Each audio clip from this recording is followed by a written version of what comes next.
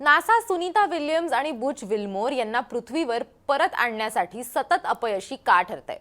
6 जून 2024 पासून अंतराळात असलेले सुनीता विल्यम्स आणि सहकारी बुच विल्मोर पृथ्वीवर परतणार अशी माहिती समोर आली होती.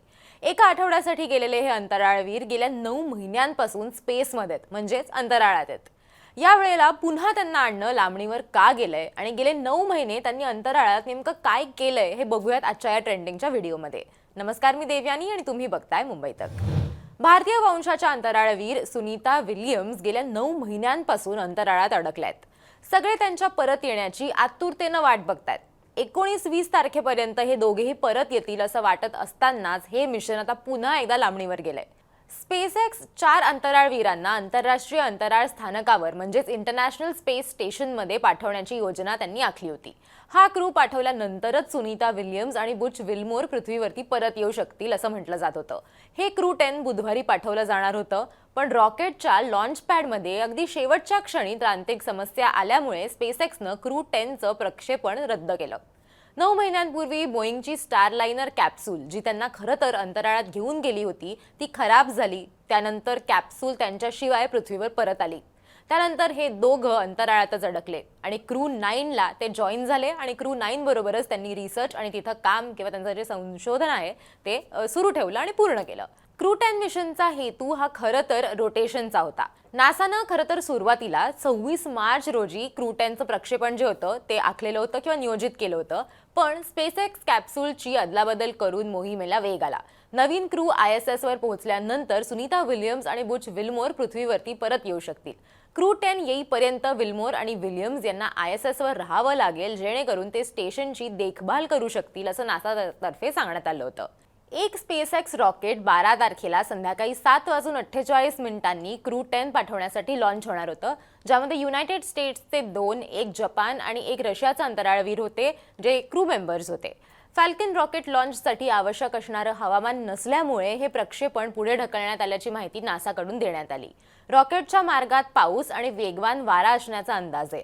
नासाच्या लॉन्चिंग टीममधील क्रू मेंबर्सकडून लॉन्चिंग सामग्रीमधील हायड्रोलिक यंत्रणेतील बिघाडावरती काम सुरू करण्यात आलंय.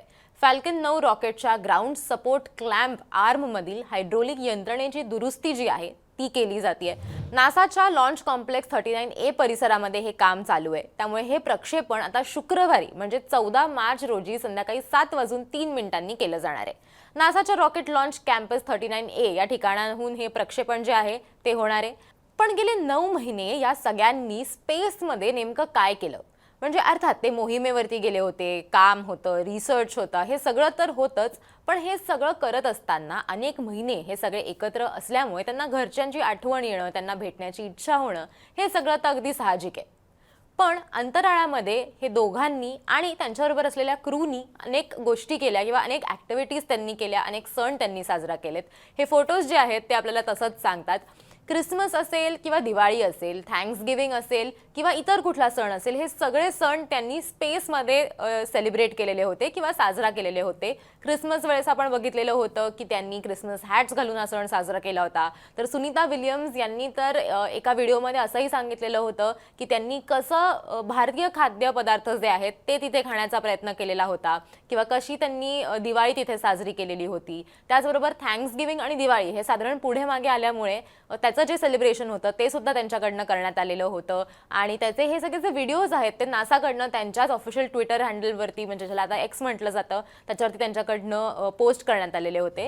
या सगळ्यामध्ये एक इंटरेस्टिंग गोष्ट अशी होती की ह्या दोघांनी तिथे स्पेसमध्ये असताना मतदान जे आहे ते केलेलं होतं. आपल्याला माहिती आहे की युनायटेड स्टेट्समध्ये इलेक्शन पार पडलेलं होतं, त्याच्यामध्ये डोनाल्ड ट्रम्प हे आता तिथले प्रेसिडेंट झालेले आहेत. मात्र या दोघांना सुद्धा स्पेसमधनं त्यांनी मतदानाचा हक्क दिलेला होता.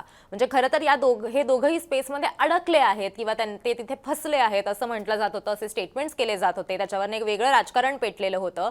पण नंतर डोनाल्ड ट्रम्प जेव्हा आता पॉवरमध्ये आलेले होते तेव्हा त्यांनी इलॉन मस्क यांना असं सांगितलेलं होतं की या दोघांना परत आणण्याची जबाबदारी तुमच्यावरती आहे, तुम्ही पुढाकार घ्या. आणि त्याच्यानंतर आता आपण बघतोय की या सगळ्या हालचाली सुरू आहेत. या घटनेला म्हणजे किंवा त्यांना परत आणण्याची जी प्रोसेस आहे त्याला एक वेग सुद्धा आलेला आहे. पण हे सगळं होत असताना डोनाल्ड ट्रम्प असतील किंवा इलॉन मस्क असतील यांनी जो बायडन म्हणजे जे आधीचे प्रेसिडेंट होते त्यांच्यावरती ही जबाबदारी जी आहे किंवा हा आरोप जो आहे तो केलेला आहे की त्यांच्यामुळे या दोघांना परत आणण्यामध्ये उशीर झाला. पण हे सगळं राजकारण एकीकडे, दुसरीकडे त्यांना स्पेसमधून त्यांचं मत जे आहे ते देण्याची जी सुविधा आहे ती सुद्धा त्यावेळेला केलेली होती. त्याच्यामुळे या 9 महिन्यांमध्ये त्यांनी फक्त सण साजरे केलेले नाहीयेत किंवा त्यांनी फक्त रिसर्चचं काम केलेलं नाहीये, तर त्यांनी त्यांचं मत जे आहे ते सुद्धा स्पेसमधून नोंदवलेलं होतं. आणि त्याचबरोबर त्यांनी जनतेला सुद्धा आवाहन केलेलं होतं की तुम्ही सुद्धा तुमच्या मतदानाचा हक्क जो आहे तो तुम्ही पार पाडा आणि मतदान करा, असं आव्हान सुद्धा त्यांनी एका व्हिडिओच्या माध्यमातून तेव्हा केलेलं होतं. तुम्हाला या सगळ्याबद्दल काय वाटतं ते आम्हाला कमेंट करून नक्की सांगा. त्याचबरोबर SpaceX असेल किंवा NASA असेल यांच्या कामांबद्दलची तुम्हाला आणखीन माहिती हवी असेल तर ते सुद्धा तुम्ही आम्हाला कमेंट करून सांगू शकता. अशाच ट्रेंडिंग टॉपिक्सवरचे व्हिडिओज बघण्यासाठी मुंबई तकला सबस्क्राईब करायला विसरू नका.